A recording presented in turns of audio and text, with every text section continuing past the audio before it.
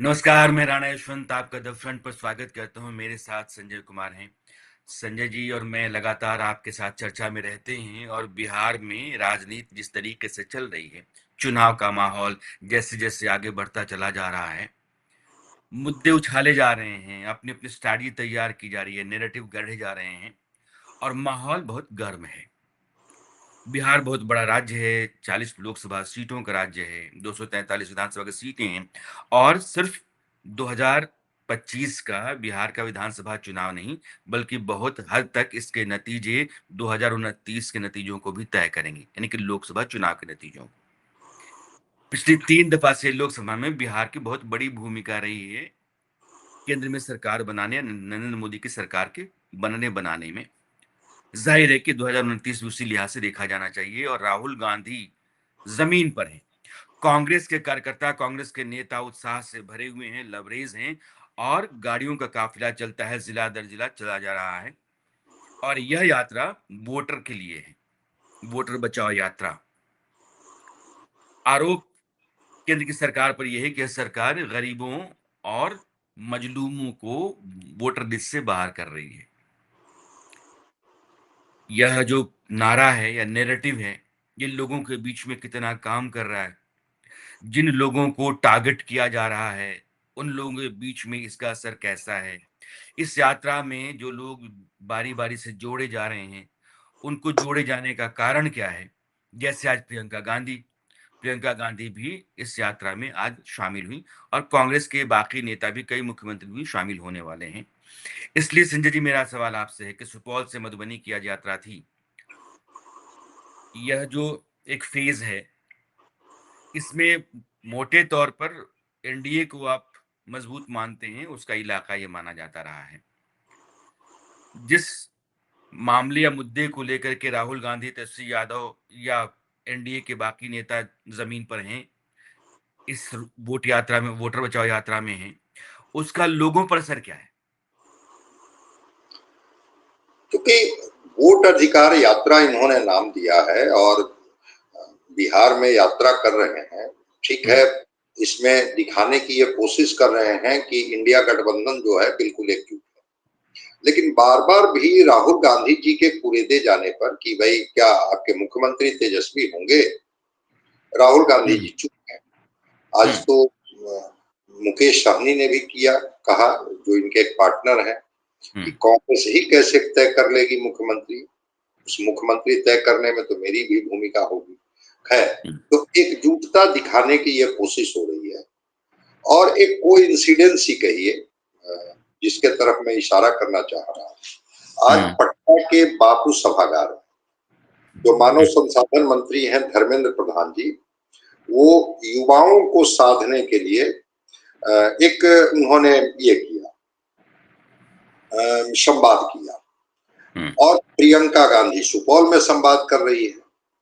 तो हुँ, युवा मतदाताओं को साधने की कोशिश दोनों तरफ से हो रही है। नाम चाहे यात्रा की जो दे दी जाए, वो हुँ, वोट हुँ, अधिकार यात्रा हो चुकी। धीरे धीरे जब चीजें खुल रही है, भाई आपके 1,60,000 बीएलए ने कितनी आपत्ति दर्ज की जब ऑन द रिकॉर्ड है और हर दिन जब चुनाव आयोग अपने वेबसाइट को अपडेट कर रहा है तो वो बता रहा है कि हाँ, हुँ, इतनी आपत्तियां दर्ज की गई, इतने सुधार के लिए दर्ज किए गए, इतना इंडिविजुअल कैपेसिटी में आवेदन दिए गए, इतना पार्टियों के द्वारा दिए गए, तो उसमें चीजें धीरे धीरे स्पष्ट हो।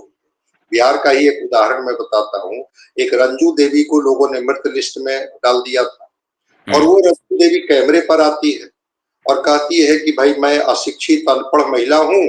हमारा जो वार्ड का कमिश्नर था उसने हमें समझाया था कि तुम कह दो कि हमारा नाम भी मृत सूची में डाल, जबकि मेरा नाम था। तो अब जब परत खुल रही है तो जनता इस बात को समझ रही है, इसलिए मैं इसको बड़ी स्पष्टता से कहूंगा। हुँ। इनकी यात्रा जरूर हो रही है, लेकिन कोई वोट छीनने की गूंज जैसी चीजें सुनाई नहीं पड़ रही है। इसको ये लोग नैरेटिव बनाने की कोशिश कर रहे हैं, डिस्कोर्स में लाने की कोशिश कर रहे हैं, लेकिन इसकी गूंज अगर सुनाई पड़ती तो मैं जरूर आपसे। इम्पॉर्टेंट बात आप कह रहे हैं संजय जी, दरअसल कह रहे हैं कि जिस बात को लेकर के लोगों के बीच में जाते हैं, वो मुद्दा जमीन पर होना चाहिए। अगर जमीन ही आपकी नहीं है उस तरह की, तो फिर आप उस मुद्दे को वहां उगाएंगे कैसे? फसल के लिए तो जमीन चाहिए, और जमीन कहती है कि नहीं ऐसा नहीं है, तो फिर आप इस मुद्दे को लोगों के बीच में कैसे रख पाएंगे, या उसके आधार पर लोगों को अपने साथ कैसे जोड़ पाएंगे?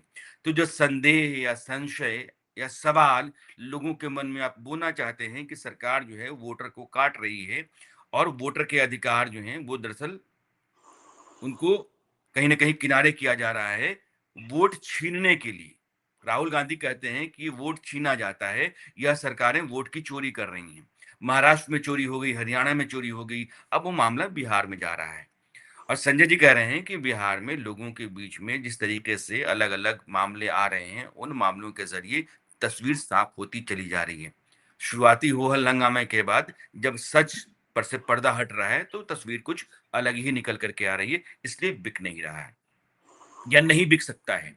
जो दूसरा मामला आपने कहा है, मैं वहाँ आना चाहूँ, बहुत इम्पोर्टेंट है कि नौजवानों को धर्मेंद्र प्रधान एड्रेस कर रहे थे पटना में, और प्रियंका गांधी उतरी थी और नौजवानों को उन्होंने एड्रेस किया। बिहार एक ऐसा राज्य है जहाँ 13 करोड़ से ज़्यादा की आबादी है, 58% नौजवान है। जब नौजवान कह रहा हूँ, तो 25 साल से कम उम्र के लोगों की बात कर रहा हूँ। 25 साल से कम उम्र के 58% लोग जिस राज्य में रहते हैं, उस राज्य में नौजवान ही ये तय करेगा कि सरकार किसकी हो सकती है। इसमें कोई दो राय नहीं है। उसके ऊपर जिसका भी असर होगा, वही सत्ता बनाएगा। नौजवान क्या उसका मन क्या है संजय जी बिहार में? बिल्कुल आपने सही कहा सर। एक एक डेटा है, अब वो सैंपल साइज उसका क्या होगा वो तो वही लोग बताएंगे। हुँ, लेकिन एक डेटा ये है कि जब मुद्दे को लेकर के सवाल किए गए कि भाई आपके मुद्दे क्या होंगे चुनाव में, हुँ, तो 45% लोगों ने कहा कि हमारा मुद्दा होगा नौकरी और रोजगार। 45%। हुँ, 25% ने शिक्षा की बात की, 20% ने स्वास्थ्य की बात की, 15% ने लॉ एंड ऑर्डर की बात की, 10% ने करप्शन की बात की। वो अलग अलग तरीके से लोगों ने अपना ये किया। अब उनका सैंपल साइज क्या था मैं नहीं जानता, हुँ, लेकिन जिस राज्य में 45% जो है वो लोगों के मुद्दे हैं रोजगार और नौकरी, बिल्कुल हुँ, आप सही कह रहे हैं। 18 से 39 साल के बीच, 18 साल जो वोट देने की आयु शुरू होती है, हुँ, 4 करोड़ युवा है, और 18 से 45 साल के बीच 5 करोड़ लोग। अब अगर 7,90,000 मतदाता मान लिया जाए, 8 करोड़ से थोड़ा कम, हुँ, तो उसमें जो ये 4 करोड़ या 5 करोड़ की बात मैं कर रहा हूं, अब हुँ, सोचिए कि कितनी बड़ी आबादी है। ये युवा तो गेम चेंजर साबित हो जाएंगे। हुँ। इसलिए अरे आज युवा, 60% से ऊपर है। जी, जिस तरह से महिलाएं बिहार में गेम चेंजर होती हैं, ये हुँ, युवा और युवतियां भी तो गेम चेंजर साबित हो जाएंगी ना। बिल्कुल, अगर बिल्कुल। लगेगा कि हमारे मुद्दे को एड्रेस किया जा रहा है हुँ, और हमारे इश्यूज को, और उसको लेकर के आज एक बड़ा फैसला बिहार में आया। हुँ, आज बिहार सरकार इंडस्ट्रियल पॉलिसी लेकर के आई कि भाई अगर जो कंपनी 1,000 लोगों को रोजगार देगा, उनको सरकार 1 रुपए के ये पर 25 एकड़ जमीन फ्री में दे देगी। उन्होंने कई बातें की है कि अच्छा। हुँ, आज ही आया है कि कितना हुँ, हम सब्सिडी देंगे, अगर वो 100 करोड़ की लागत होगी तब हम उनको कितना ये करेंगे। तो 1,000 नौकरी पर 25 एकड़ जमीन मुफ्त की बात, 1 रुपए के ये पर, एक तरह से नौकरी और युवाओं को जोड़कर के ही देखा जाए। हुँ, जो हुँ, कल तक वेलफेयर स्कीम में लगा हुआ था कि वृद्धा पेंशन और ये में हम 1100 कर दिए, 125 यूनिट बिजली फ्री कर दिए, हमने ये कर दिया, हमने वो कर दिया, या 1 करोड़ नौकरी का लक्ष्य रखा, वही सरकार आज बिहार में नई इंडस्ट्रियल पॉलिसी लेकर के आती है। हम लोग फिर इस पर कल बात कर लेंगे कि वो हुँ, इंडस्ट्रियल पॉलिसी में क्या है, और उसमें बिहार में अब एक रोजगार की संभावना जो है वो इंडस्ट्री के रास्ते से कैसे होकर के जाएगी। क्या हुँ, फिर हुँ, वो बिहार, जो बिहार कभी डॉक्टर श्री कृष्ण सिंह और अनुग्रह बाबू का बिहार था, क्या वो बिहार का इंडस्ट्रियलाइजेशन का दौर लौटेगा? इस पर हम लोग फिर कभी बात कर हुँ, लेंगे। हुँ, लेकिन अभी जो है वो मैं इसको कह देता हूं कि आखिर सरकार को 20 साल के बाद, 20 साल से तो नीतीश कुमार जी मुख्यमंत्री हैं, गठबंधन हुँ, भले बदल गया, 20 साल से उनको इंडस्ट्रियल पॉलिसी की याद क्यों नहीं आई? क्योंकि हुँ, इनके सामने वो जो 45% युवा आबादी है वो दिख रही है, और यही इंडिया गठबंधन भी कर रही है। तेजस्वी यादव, राहुल गांधी, रेवंत रेड्डी, स्टालिन, अखिलेश यादव, आखिर इन सारे लोगों को उतारने की जरूरत क्या है? एक युवाओं को कनेक्ट करने की बात हो रही है कि हम कैसे युवाओं को कनेक्ट करें कि युवा मतदाता, और उनको भी कहा जाएगा कि हम अगर सत्ता में आएंगे तो हम आपके हिस्से में नौकरी देंगे, आपके हिस्से में रोजगार की गारंटी देंगे, आपको भटकने की जरूरत नहीं पड़ेगी। हालांकि हम लोग बात करेंगे कि रेवंत रेड्डी ने क्या कहा था आ बिहारियों रहा हूँ, को। वहीं मैं आ रहा हूँ। लेकिन जो संजय जी कह रहे हैं, बेसिकली बिहार में आप देखेंगे तो अलग-अलग इलाकों में इंडस्ट्रियल हब बनाए जा रहे हैं। जैसे बीटा है या गया जी है, भागलपुर है।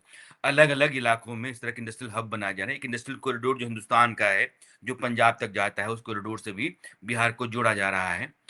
अब एक तस्वीर बिहार के भीतर उभरती तो है कि आने वाले समय में कुछ वर्षों के भीतर बिहार में कल कारखानों का बड़ा जोर होगा और एक नेटवर्क तैयार होगा बिहार के भीतर जो वहाँ रोजगार देगा। तो वैसे लोग जो बिहार से बाहर जाकर के रोजी-रोटी कमाते हैं, देह पीटते हैं, उनकी वापसी की संभावना बिहार में दिखने लगी है। यह इंडस्ट्रियल पॉलिसी और केंद्र सरकार की योजनाओं के चलते। लेकिन हमें नौजवान क्या कहेगा? ज़ाहिर है कि यह नौजवानों से इसका रिश्ता बनता है क्योंकि आपको नौकरी मिलेगी, रोज़गार मिलेगा, आपको अपने यहाँ तो ज़ाहिर है इस सरकार के साथ आपका जुड़ाव, लगाव बढ़ेगा। अगर 45% लोग कहते हैं कि हाँ, हमको रोज़गार प्रायोरिटी में लगता है। तो ये सर्वे चाहे जो भी है, लेकिन अगर इतनी बड़ी आबादी में, इतनी बड़ी तादाद में नौजवान कहते हैं कि रोज़गार ही चाहिए, पहली प्रायोरिटी है, तो ज़ाहिर है कि इस तरह के फैसलों का भी चुनाव और चुनाव के नतीजों पर असर होगा। अब मैं आता हूँ कि जिन लोगों को कांग्रेस बुला रही है।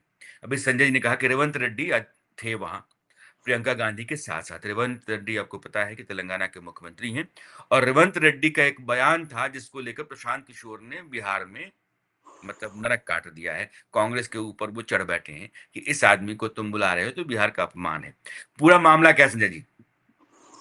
बिहारियों को लेकर के रेवंत रेड्डी ने डीएनए पर सवाल उठाया था। ये हुँ, बिहारियों का डीएनए ही है जिनके हिस्से में मजदूरी करना है। हुँ, अब उनको बिहार का अतीत नहीं पता है तो इसमें बिहारियों का क्या दोष है? वो हुँ, मगध साम्राज्य जिसकी सीमाएं अफगानिस्तान तक थी, अखंड भारत का जो केंद्र कभी पाटलिपुत्रा हुआ करता था, अब उस इतिहास को उनको हम समझाएं। सेल्यूकस जो पर्सिया का राजा हुआ करता था, पर्सिया तक चंद्रगुप्त मौर्य जीत लिया था सेल्यूकस का, और हुँ, उस बिहार के बारे में कहते हैं कि डीएनए में, बिहारियों के डीएनए में मजदूरी है। तो अब रेवंत रेड्डी को कितना इतिहास की समझ है मैं नहीं जानता हूं। रेवंत रेड्डी को यह भी जानना चाहिए कि हर राज्य में हर चौथा या पांचवा सिविल सर्वेंट, वो आईपीएस हो या आईएएस हो, वो बिहारी है। हुँ, कॉलेज में जितने प्रोफेसर हैं वो बिहारी मिल जाएंगे।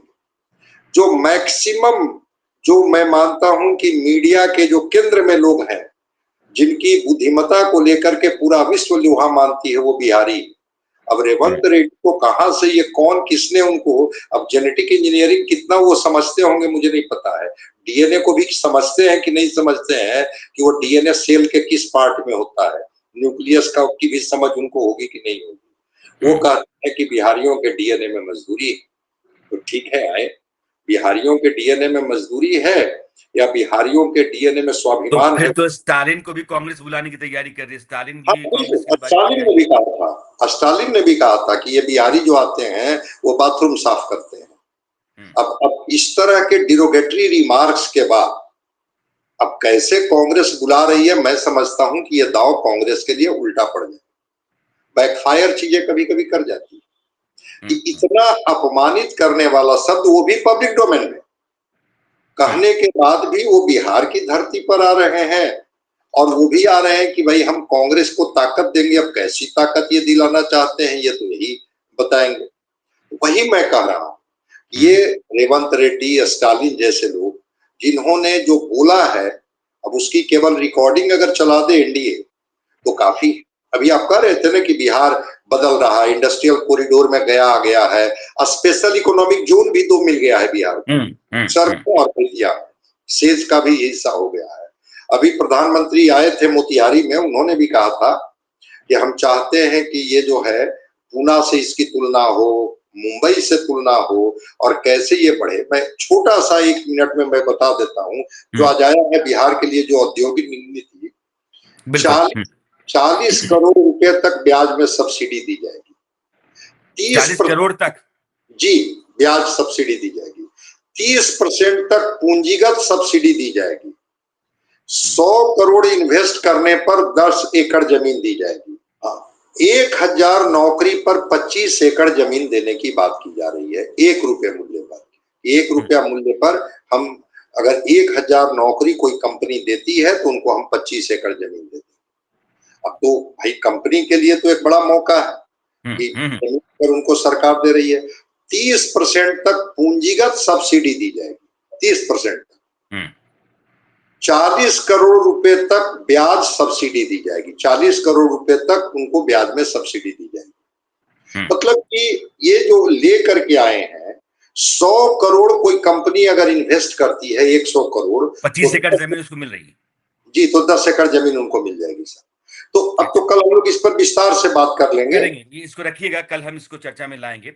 संजय जी जो कह रहे हैं, अगर बिहार के लोगों को कोसा जाता है या उनको भला बुरा सुनना पड़ता है, उसका कारण ये है कि वो अपने राज्य से बाहर जाकर के नौकरी करते हैं, रोजी रोटी कमाते हैं। वो चाहे तेलंगाना से सुनते हों, महाराष्ट्र से सुनते हों, तमिलनाडु से सुनते हों, गुजरात, पंजाब, कहीं भी जाते हों।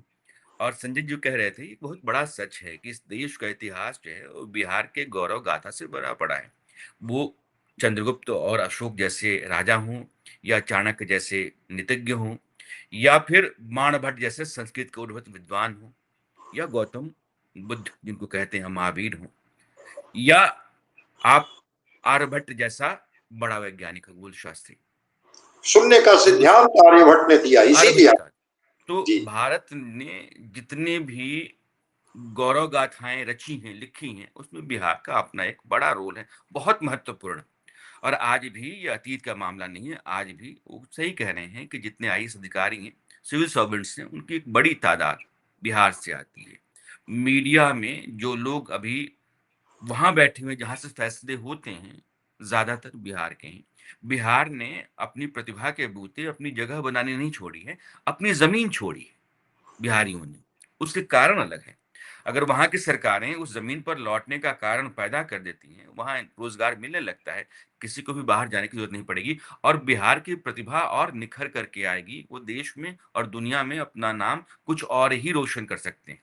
इसमें कोई दो राय नहीं है। लेकिन फिलहाल ये नौजवानों को लेकर हमारी चर्चा थी, ये चर्चा हम कल आएँगे।